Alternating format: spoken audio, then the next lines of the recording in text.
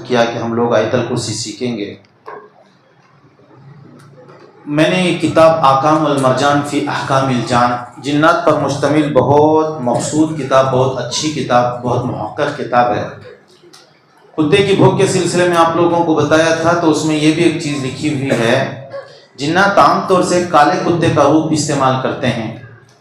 اسی بنیاد پہ جب کوئی آدمی کھانا کھا رہا ہو یا کھانا کھا رہے ہوں، اس جگہ کتے آ جائیں، یا تو ان کو کچھ کھانا دے کے وہاں سے ہٹا دیں، یا تو کھانا بند کر دیں، یا تو کھانا بند کر دیں۔ آپ کھا رہے ہیں کچھ روٹی، جو کتے آپ کو دیکھ رہے ہیں، ایک روٹی دے کے ان کو دور بھیج دیں تاکہ ان کی نگاہ آپ پر نہ پڑے۔ اس کے ضمن میں لکھا ہے، چونکہ عام طور سے کالے رنگ کے کتے جنات ہوتے ہیں، وہ تکلیف بھی دے سکتے ہیں، اس لیے یہ عمل بتایا گیا۔ ایک مرتبہ رسول پاک صلی اللہ علیہ وسلم ایک جگہ گئے، پھر واپس آئے، پھر اپنے صحابی کو کہا کہ جگہ کے سلسلے میں جنات کے دو گروہ میں جھگڑا ہو گیا تھا، کافر گروہ اور مومن گروہ۔ تو میں نے فیصلہ کر دیا، کیا جو مسلمان جنات ہیں وہ آبادی میں رہیں گے اور پہاڑوں میں رہیں گے، اور جو کافر جنات ہیں وہ پہاڑوں کے پاس رہنے والی وادی جو ہوتے ہیں، جس کو ہم غدار کہتے ہیں، غدا، وہاں رہیں گے، اور جزیرے میں رہیں گے، آئی لینڈ میں رہیں گے۔ یہ فیصلہ رسول پاک صلی اللہ علیہ وسلم نے کیا۔ تو الغرض وہ ہمارے ساتھ اب زندگی کرتے ہیں، ہمارے ساتھ زندگی کرتے ہیں، جیسے ہم لوگ زندگی کرتے ہیں ایسے وہ زندگی کرتے ہیں۔ ایک مرتبہ رسول پاک صلی اللہ علیہ وسلم نے اونٹ سے بھی تعبیر دی۔ اونٹ شیطان ہے، لیکن اونٹ کیسے شیطان ہے؟ اونٹ کے پاس انتقام کا جذبہ بہت زیادہ ہے، بدلہ لینا۔ اگر کسی نے اونٹ کی خدمت کرتے کرتے اونٹ کو کچھ تکلیف پہنچا دی ہو تو اسے یاد رکھ لیتا ہے، موقع کی طاق میں رہ کے اس کے اس سر کو پکڑ کے اسے ختم ہی کر دیتا ہے، انتقام۔ تو کتابوں میں لکھا ہے جنات میں بھی انتقام بہت زیادہ ہوتا ہے۔ اسے سمجھانے کے لیے رسول پاک صلی اللہ علیہ وسلم نے یوں کیا، یہ کہا تھا۔ اچھا دیکھیے، میں نے بتایا آپ کو رسول پاک صلی اللہ علیہ وسلم کے اوپر جادو ہوا، قرآن پاک میں ہے، سورۃ الفلق، سورۃ الناس میں۔ ایک بہت بڑے عالم گزرے ہیں جن کا نام ابن حجر عسقلانی رحمۃ اللہ علیہ ہے، بخاری شریف کے انہوں نے کئی جلدوں میں شرح لکھی ہے، فتح الباری جسے کہتے ہیں۔ انہوں نے لکھا ہے کہ دو قسم کے لوگوں کو جادو لگتا ہے، دو قسم کے لوگوں کو۔ کسے لگتا ہے؟ ایک غایت درجہ غافل گنہگار، حرام حلال کی تمیز نہیں کر رہا ہے، جہاں بھی دعوت مل گئی اپنوں میں غیروں میں سب کھا رہا ہے، سود خوروں میں سب میں کھا رہا ہے، کہاں کا حرام کہاں کا حلال، ہٹا ہائے ہوتی بنا رام لال، یہ رام لال کی طرح جو ہے سب کے یہاں کھا رہا ہے، تو ایسے آدمی کو بھی جادو لگتا ہے۔ دوسرا ایک متقی پرہیزگار، اللہ میاں کی عبادت کرنے والا، پلک جھپکنے کے برابر بھی وہ نافرمانی نہ کرے ایسی کوشش کر، اس کو بھی لگتا ہے۔ اس کو کیوں لگتا ہے؟ وہ آدمی کو اس کے گناہوں کی پاداش میں لگتا ہے۔ نیک آدمی کو درجات بلند کرنے کے لیے لگتا ہے، درجے بلند کرنے کے لیے۔ اللہ میاں اسے کچھ نمبر دینا چاہتے ہیں، اب وہ ابھی 60 نمبر پہ پہنچا ہے، تو جادو میں مبتلا کر کے، تکلیف میں مبتلا کر کے اس کے 100 نمبر لگا دیتے ہیں۔ ایسا بھی ہوتا ہے۔ رسول پاک صلی اللہ علیہ وسلم نے فرمایا، اپنے جو بال تم کاٹتے ہو ان بالوں کو نالی میں مت پھینکو، ورنہ جادوگر تمہارے بالوں کے ساتھ کھیلیں گے۔ ہم کیا کرتے ہیں؟ جسم کے سر کے بال تو حجام کو دے کے آتے ہیں، یہ تو ہو گیا، حجام امانت داری کے ساتھ اسے جو ہے رکھ لے، بات الگ۔ حجام کے پاس اگر ہمارے بال حاصل کر لے تو وہاں جا کے جادو ہو سکتا ہے۔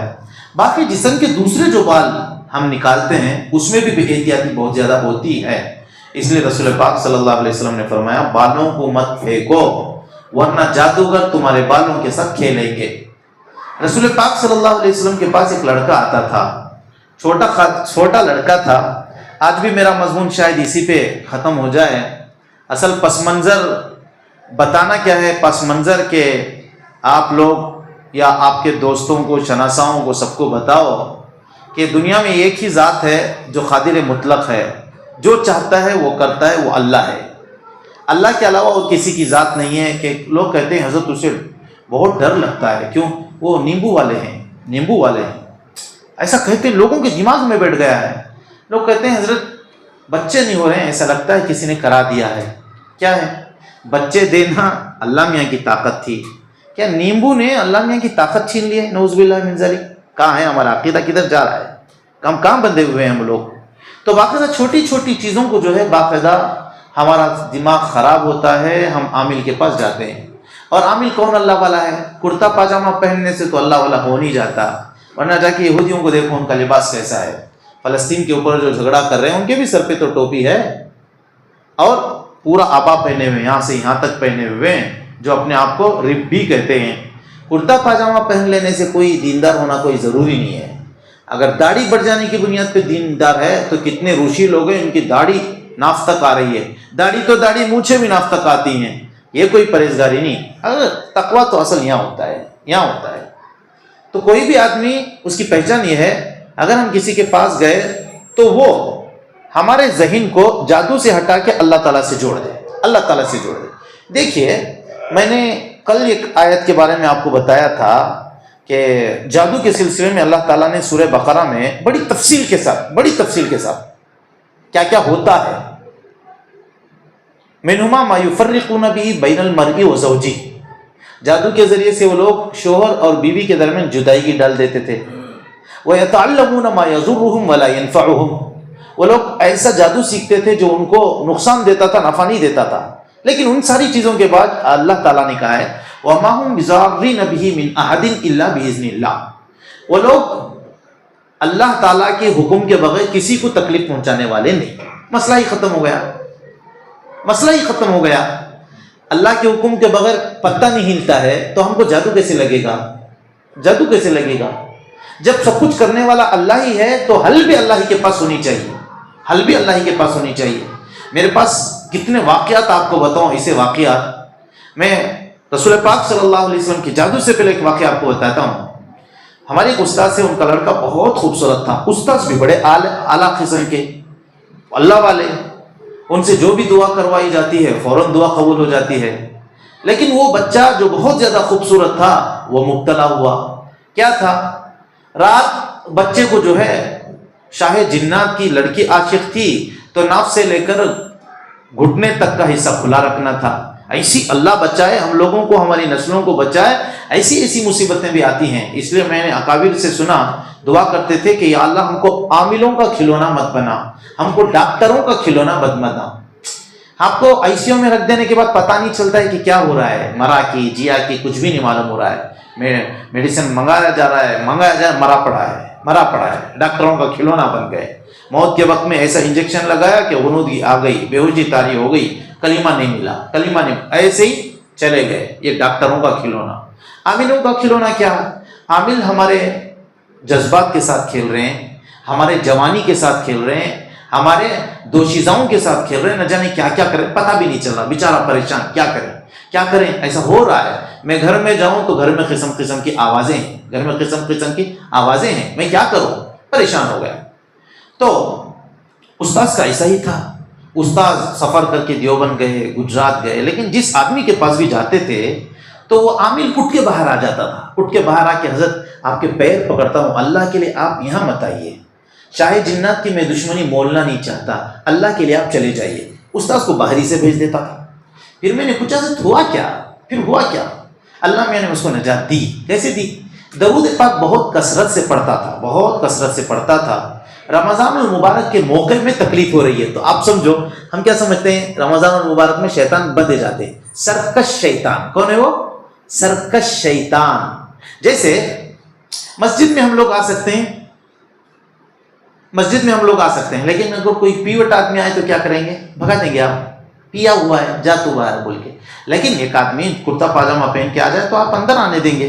لیکن یہی کرتا پاجامہ پہن کر آدمی جا کے کسی کالج کے پاس کھڑ کے لڑکیوں کو چھیڑے، کیا نہیں چھیڑ سکتا؟ کیا چھیڑتے ہیں. ایسا ہوتا ہے باقاعدہ. تو ایسے ہی جنات میں بھی یہی کیٹیگری ہے. رمضان المبارک میں جن لوگوں کو بند کیا جاتا ہے وہ اعلیٰ قسم کے شریر قسم کے شیطان ہیں، شریر قسم کے. لیکن جنات ایسے ہی رہتے ہیں. تو سنو، رمضان المبارک میں کثرت سے جب درود پاک پڑھتا تھا، پہلی تاخرات تھی. اس تاخرات میں رسول پاک صلی اللہ علیہ وسلم کی اسے زیارت ہوئی. نام لے کے کہا بیٹا اللہ میں آج تجھے اس بیماری سے نجات دے گا. چنانچہ وہ تکلیف بڑھ گئی. تاخرات کی شروع میں تکلیف بڑھ گئی، بڑھتے رات کے ایک حصے میں جا کے بہت چیخنا پکارنا ہوا، اس کے بعد جا کے وہ چیز نکل گئی۔ تو کس سے ہوئی نجات؟ کون ہوا عامل؟ پورے ہندوستان کے بڑے بڑے عاملوں نے ہاتھ اٹھا دیا، شاہ جنات کی دشمنی ہم نہیں مول لے سکتے۔ اب نجات کس سے ہوئی؟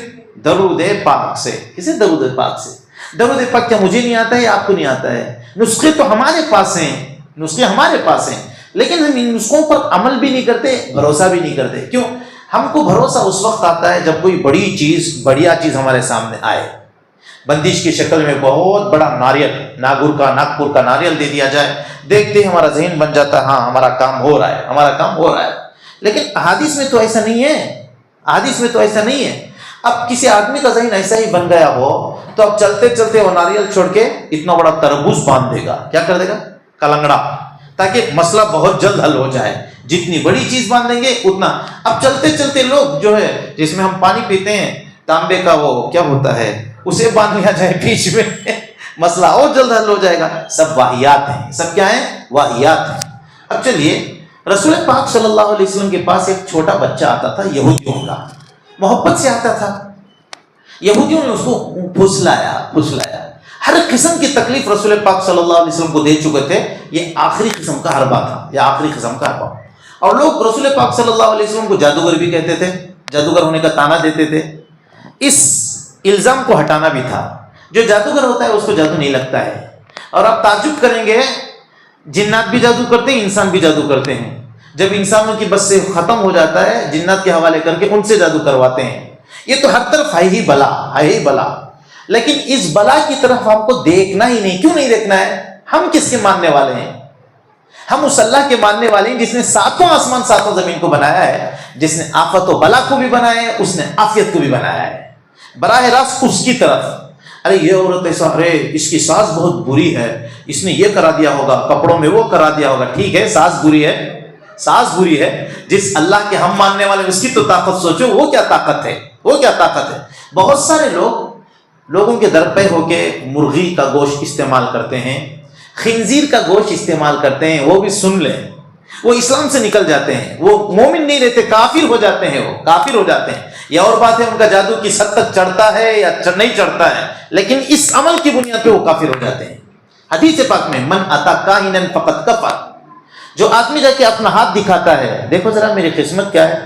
ہاں اب کم ہے، وہ ملناڈ جو یہ ہے کافی فیلنگ مارکیٹ روڈ میں، پہلے زمانے میں آپ دیکھتے ہوں گے چاشمبے کے دن وہاں کچھ لوگ بیٹھے رہتے ہیں، ان کے پاس طوطا رہتا ہے، لوگ جاتے تھے، وہ تو میری تقدیر کیا ہے، تو طوطا آتا ہے، بہت سارے بند لفافے ہوتے ہیں، ایک لفافہ نکال کے دے دیتا ہے۔ اب وہ پڑھتا ہے، او تمہاری چوڑی پیشانی دولت کی نشانی، تمہارے گھر لکشمی آئے گی، تمہارے گھر میں فلاں ہوگا، یہ 2 سال کے بعد جو ہے مصیبتیں آئیں گی۔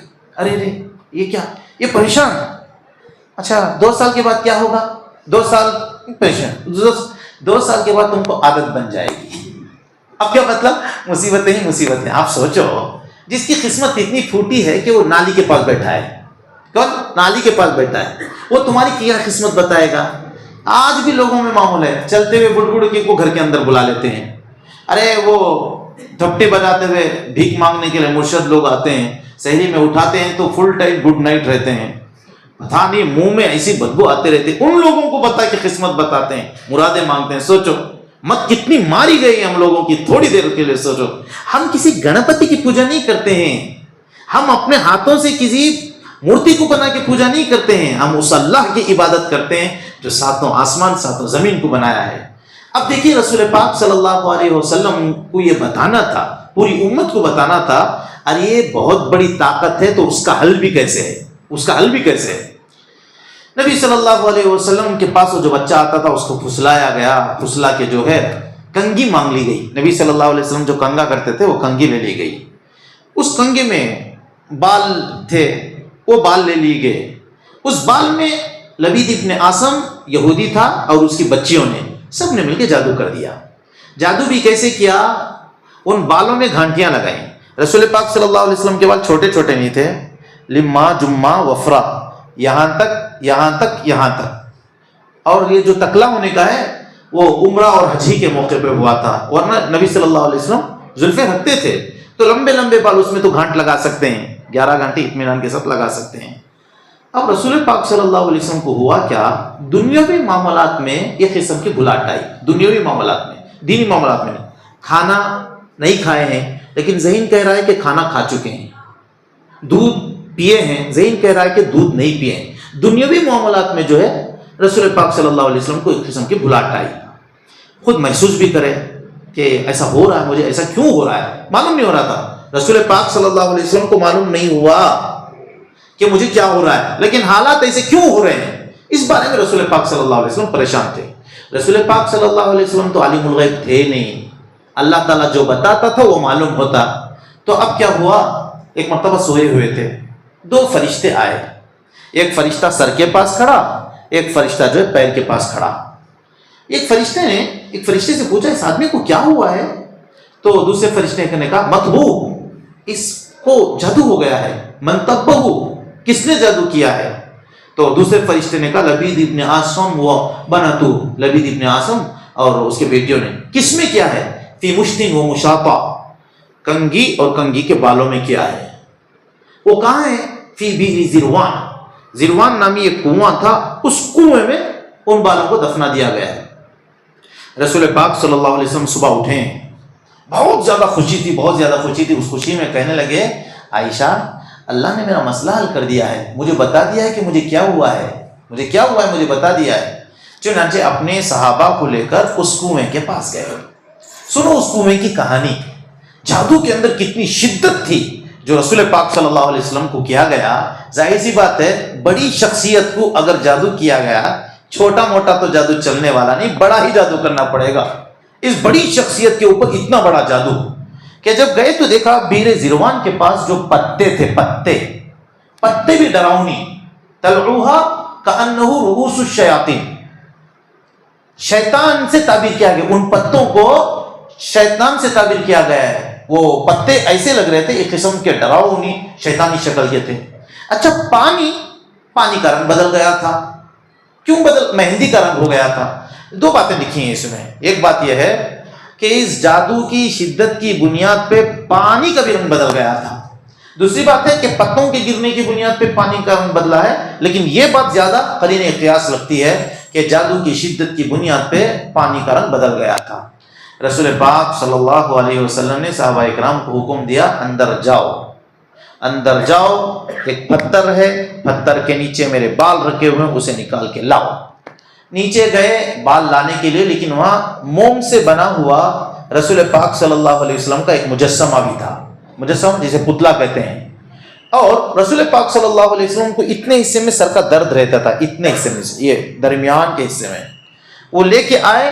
اب سمجھ میں نہیں آ رہا تھا کرنا کیا ہے، بال بھی سامنے اور وہ مجسمہ بھی، تمثال کہتے ہیں عربی میں، وہ بھی سامنے، کیا کرنا ہے؟ اتنے میں حضرت جبریل علیہ السلام نازل ہوئے اور آ کے کہا یا رسول اللہ آپ ان سورتوں کو پڑھیے، قل اعوذ برب الفلق من شر ما خلق ومن شر غاسق اذا وقب ومن شر النفاثات في العقد ومن شر حاسد اذا حسد قل اعوذ برب الناس ملك الناس الہ الناس من شر الوسواس الخناس الذي يوسوس في صدور الناس من الجنة والناس۔ ایک آیت پڑھتے گئے، وہ گھانٹی جو بالوں میں لگی ہوئی تھی وہ خود بخود کھلتی گئی۔ اب ایک آیت کے ساتھ یہاں دیکھا جو پتلا رسول پاک صلی اللہ علیہ وسلم کا نام کا بنایا گیا تھا، یہ حصے میں میخیں لگا دی گئی، کیل چھوٹی چھوٹی کیلیں، الفناک جہاں شاید ہم لوگ کہتے ہیں، ایسی کیلیں لگا دی گئی ہیں۔ اس بنیاد پہ اتنے سر کا درد رہتا ہے۔ ایک آیت کے ساتھ وہاں سے کیل نکالی گئی تو رسول پاک صلی اللہ علیہ وسلم کے اتنا حصہ جہاں سے کیل نکالی جا رہی ہے وہاں سے درد چھوٹ رہا ہے، کأنما نشط من عقال۔ جب پوری گھانٹیاں کھل گئیں، یہ کیل نکال دیے گئے، جب ایسا لگا رسول پاک صلی اللہ علیہ وسلم کو جیسے اونٹ کو کئی دنوں تک رسی میں باندھ دیا جاتا ہے، اس کے بعد چھوڑنے کے بعد اسے جو راحت ملتی ہے، ایسے رسول پاک صلی اللہ علیہ وسلم کو راحت ملی کہ رسی سے کسی نے باندھ دیا تھا 1 مہینے تک، اس کے بعد راحت ملی ہو۔ اس کے بعد رسول پاک صلی اللہ علیہ وسلم نے تذکرہ بھی نہیں کیا، جس نے جادو کیا ہے اسے بھی نہیں بلایا، اسے بھی بات نہیں کیا، جبکہ پتا چل گیا تھا کہ کس نے جادو کیا ہے، لیکن رسول پاک صلی اللہ علیہ وسلم نے اسے چھیڑ چھاڑ بھی نہیں کیا۔ ادھر مسئلہ حل ہو گیا کتنے لوگوں کو یہ صورت یاد ہے؟ ہم سب کو تقریباً یاد ہے، لیکن اس صورت کی طاقت کتنی بڑی ہے کہ رسول پاک صلی اللہ علیہ وسلم کو لگا ہوا دنیا کا سب سے بڑا جادو ٹوٹ گیا، پھر میرے اور آپ کا کیا ہے؟ لیکن ایک مرتبہ متبہر طریقے سے یقین کے ساتھ صبح و شام ان صورتوں کو پڑھنے کا معمول بنا رہے ہیں۔ رات میں جا رہے ہیں اپنے بستر پہ، رسول پاک صلی اللہ علیہ وسلم نے کہا قل هو اللہ احد، قل اعوذ برب الفلق، قل اعوذ برب الناس، ان 3 صورتوں کو پڑھو۔ پڑھنے کے بعد اپنے ہاتھوں کو جما کے تھوکنا نہیں ہے، تھکارنا ہے۔ ایک مرتبہ ایسے کیا، پھر منہ سے شروع کرو، اس طرح لے کے جاؤ، پھر پورے بدن کو کر کے ادھر لے لیا، پھر پڑھنا نہیں ہے، اس طرح کر کے یہاں لیا، یہاں سے سامنے آ گئے، پاؤں کے پاس جا کے پھر پیچھے ہو گئے، پھر تیسری مرتبہ ایسا کر کے یوں کرنا ہے۔ اب اگر ایسے اعمال کر کے آدمی سو گیا، نہ شیطان کا مکر چلے گا، نہ کسی کا جادو چلے گا۔ بس یہ بتانے کے لیے یہ جادو کرنے والے کرتے ہی رہتے ہیں، کرنے دو ان لوگوں کو، کرنے دو، یہ اپنی قسمت آزما رہے ہیں، ان کی قسمت ایسے ہی برباد ہوگی۔ لیکن اگر ہم نے اس کے اوپر یقین کر لیا، جیتے جی مر جائیں گے۔ کسی نے کہا حضرت یہ نیمبو کے اندر بہت طاقت ہے، اگر نیمبو کے اندر بیج نہ ہوتے تو اور زیادہ طاقت بڑھ جاتی۔ بولا معاملہ تم الٹا کہہ رہے ہو، بیج نہ ہوتے تو نیمبو بھی نامرد ہو جاتا، نامرد کی طاقت اتنی کیسے بڑھ جاتی؟ تو لوگوں کا قیاس ایسا ہے۔ تو الغرض آپ لوگوں کے سامنے اتنی بڑی بات ہم نے بتائی ہے، آپ اپنے گھر والوں کو جا کے سناؤ، اور صبح و شام بچوں کو ان صورتوں کا ورد کراؤ، صبح اور شام، صبح میں 3 مرتبہ اور شام میں 3 کریں گے انشاءاللہ۔ اور کل ہم نے آیت الکرسی کی ایک آیت آپ لوگوں کو پڑھائی تھی، آپ سب مل کے ہم پڑھیں، اعوذ باللہ من الشیطان الرجیم، بسم اللہ الرحمن الرحیم، اللہ لا الہ الا هو الحی القیوم لا تأخذہ سنۃ ولا نوم، لا تأخذہ سنۃ ولا نوم۔ اب کل جو آیت دی گئی تھی، امید کہ آپ لوگوں نے اس کو دہرایا ہوگا، اللہ کرے آپ دہراؤ، بہت بڑی طاقت ہے، اس کو دہراؤ، اور ہر دن جو ٹکڑا سنایا جا رہا ہے اگر آپ دہراتے رہے انشاءاللہ کچھ ہی دنوں میں ہم کو آیت الکرسی یاد ہو جائے گی۔ اس کے بعد آپ نماز میں پڑھنا شروع کرو، نماز کی ہر رکعت میں پڑھو، جب تک آپ کو پکی نہیں ہو جاتی ہر رکعت میں وہی پڑھو، انشاءاللہ پکی ہو جائے گی۔ اللہ تعالی ہم سب لوگوں کو صحیح بات پر عمل کرنے کی توفیق عطا فرمائے، آمین ثم آمین، وآخر دعوانا الحمدللہ رب العالمین۔